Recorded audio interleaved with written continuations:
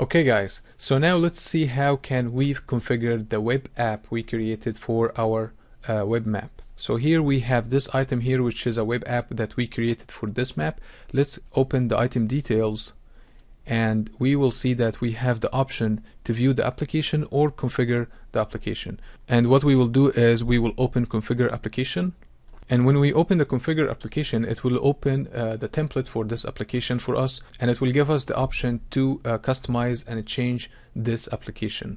So here we have our application, how it will look like on the right side, and on the left side here, the part that I'm changing right now, that's where we will configure the application. And after we finish the configuration, we will save it and then we will launch it. And when we will launch it, it will look exactly like how we configured it. And this is how it will look like. So this is the final result for your web app, but here you configure it using these options right here. So let's start by the first option. Here you have the general tab. Here you can select the web map. As you remember, we created this web app for this specific map. But what if you want to change the web map you are using inside your app? You can come here and select a different web map, and your web map will change. Here you can change the title, and this is the title for your application, and the title is automatically taken from the web map, but I can change it here and say my first web app, and that will change in here. When I click save, you'll see that it will reflect right here. And at any time, if you made any changes and you click save, you can click launch to open it in a new tab, or you can go to the tab that you have, and once you click refresh, it will reflect the changes you just did, but make sure that you saved these changes. So let's go back here and see what else we can do. Here you can add a subtitle. Here you can add a details. So here you have a details window that show up like that. We can update it and say this is my app details, and you can use HTML to update this one. And now when you view the details, you will see that it changed, and you can add pictures, you can change the text, you can use all these tools right here to customize your details however you want. Here you have the option to enable splash screen, and splash screen is one of the windows that open the first time any user open this application, so that you can tell them some information, you can welcome them to your application. So for example, I will say here welcome. This is the title for the splash screen, and here I will say hello to my new web app. And when you go down, and here you define the button, so for example we will say close, and we will save that. Let's see how that will look like. So now I saved the splash screen, and the splash screen will show up the first time anyone opened this application.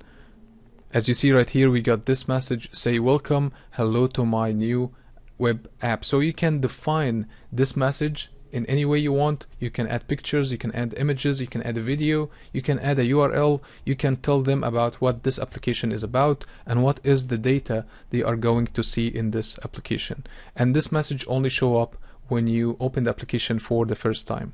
So that's how you can define the splash. And here you have the option to add text for your accessibility, so the application will say what you are going to write here instead of maybe someone is blind, they cannot read.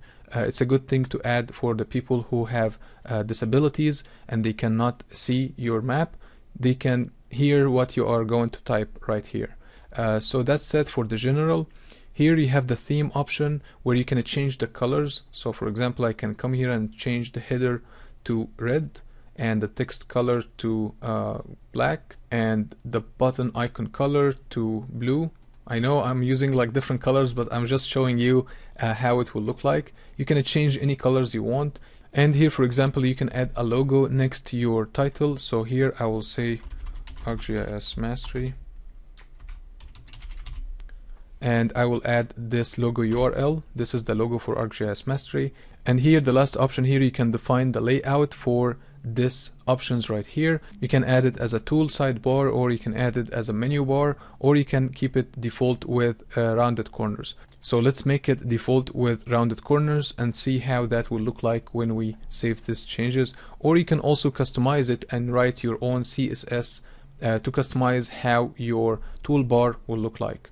And the next tab here we have is the options, where you can define what tools you want to show in your toolbar.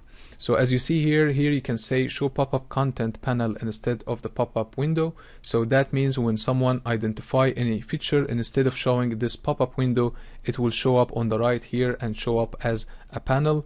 So what I will do right now, I will enable all the options right here and enable all of them so we can see how that will look like on our map. So I will enable the legend, measurement tool, overview map, and this is the options we have on here, and add embedded options, and I will enable the editor so people can edit my layer as well if I want to give them access to that. And I will add the print, I will add all the options for the print, add the legend to the output print, and here you can define what specific tool you want to make it selected by default when someone opened the application for the first time. So I'll keep that none, but you can choose any option. So let's say I'll choose edit, and here I will select add toolbar labels. So here we added all the options we have right here, and here the last tab here, it's the search, and this one is used to configure when someone search in this text box right here, they type something, which locator service will be used to locate what they are looking for. So we will keep it the default. So this one is using ArcGIS World Geocoding Service, and this will allow you to search anywhere in the world for any city, any street, any address, or any kind of place if you kept this selected. Also, you have one of the layers that is auto theft on this map that have locator enabled with it, so we can enable this one as well. And here you define what is the default geocoding service or the locator service you want to use for your search, and we will keep it as default. And here you can create a custom URL parameter, and this option allow you to add a parameter to your URL when you open the application, so you can, for example, search on a certain layer and zoom to a certain feature. So let's see how this works. So for example, if I have my application here and I have the URL for my application right here, I can add a parameter. Let's say, for example, here day of week equal, I can type Sunday, and what this will do will search into the auto theft layer for the incident or the auto theft that happened on Sunday. And the way to configure that is by coming here and say my parameter name will be day of week, as I have it right here. So this is the parameter name, and it have to come after a question mark. So here's the parameter name, day of week, and I will search into the auto theft layer. And here it asks me which field do you want to use for the search. I will say use the day of the week. And when I say save, now we saved all the changes we did for our web app. And I'm sorry about the colors, it doesn't look nice. So let's go back here and I changed that color because this red is very bright. So let's make the background gray and make the text color white. I think that will look better. And let's save it. That looks much better. So right now we saved all the changes we did. So let's go back here and refresh this page, but I'm not gonna add the parameter right now. I'm gonna remove this and I'm just gonna press enter, and you will see that all my changes will take effect on the application, and if anyone is using the application, they will see these changes happened in front of them. Now let's try to add our URL parameter to see how that will work. So here, as we defined it, this is how it will look like with a question mark, but I made a mistake and I told you to add a question mark here. Actually, the question mark for the parameters is right here, and here we will add, instead of a question mark, we will add and sign. So that will make sure that ArcGIS Online will open this application ID. This is the ID for our application, and it will search into the auto theft layer using the day of week parameter to search into the day of the week field and find the values that have Sunday. So when I press enter here, you will see that our map will zoom to the auto theft layer and will zoom to the first feature that have day of the week equal Sunday. So here we have one of the features that happened on Sunday, and this is the one that our query found right here. So for example, instead of using Sunday, you can use a specific ID and you can find this feature using this ID.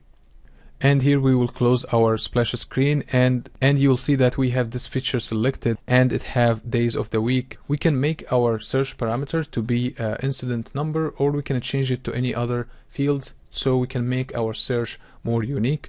but this is how the query parameter works on URL when you configure it from your application right here. So this is one of the options we changed it right here, is to add this query parameter. Now let's go back to our home or the extent we have and see what else we can do. As you know, we also configured the search, so this will search into this 2 layers using the ArcGIS Warlock geocoding service. So here I can search for Orange County, and it will find me Orange County in California, USA, and here is Orange County. You can search for any city, country, address, or you can search for anything using this one. The next options we have here is the options, and this is the toolbar right here. And here we added the legend, we added the layers, we added the base map gallery, and we show the label. Remember when we said here add toolbar labels, that is showing the label right here, not just the icon by itself, but it also showing the label as well. And here overview map, you can open the overview map to see where you are on the map. And here you have the measure, so you can do measure by point, by line, by polygon. Here you have the details window, and we configured this details window. And here we have the share, so this one will allow you to share your web app, but it will show you exactly how this extent looks like. So if you share this URL with anyone, it will show the default extent for the map. But if you shared this URL with anyone, when you open it in a new tab, it will show exactly like how my map look like. So for example, I shared this URL and I opened it in a new tab, and this is my view right now, and I have this option here selected. So right now anyone who opened this URL will see the same view I have on my map when I shared this URL. And in order to know how this works, you will see that here we have another parameter created by ArcGIS Online that show the extent will equal, and this is the lat and long for the extent, or the center point for the extent. So when you click share and you copy this URL, this is a small URL for your web app and showing a very specific location where your map at right now. So this is a good way to share your map. Or for example, you want to share this, you have a problem right here and you want to share this view right here, you can just say share, and you copy this URL or send an email, and you send this URL to someone and say there is an accident happened in this intersection, please go there and check the location, just for as an example. So this is a good way to have your map shared with the current extent. Here you can manage your bookmarks, and here you can print your map. So all these options we have right here coming from the configuration we added here. So you can add as many options as you want, or you can remove as many options as you want. So that's it for how can you configure your web app when you work on ArcGIS Online public account. When we work on ArcGIS Enterprise or ArcGIS Organization account, you will see that we have the ability to create a web app using the web app builder. And the web app builder will allow us to do something like this, but with much more functionalities and so many different widgets that we can add to our map. So this right now is a really good thing to use. So just with ArcGIS Online public account, without paying anything and without having any subscriptions, you can create web maps, you can add layers from shapefiles from your computer, you can create web applications, and you can customize your web application and share it with anyone. And I think we covered everything in ArcGIS Online public account. We covered the map, the scene, the groups, the content, all the options you have. And of course, if you have any questions, please let me know. Thank you so much, and we'll see you in the next video. Thanks.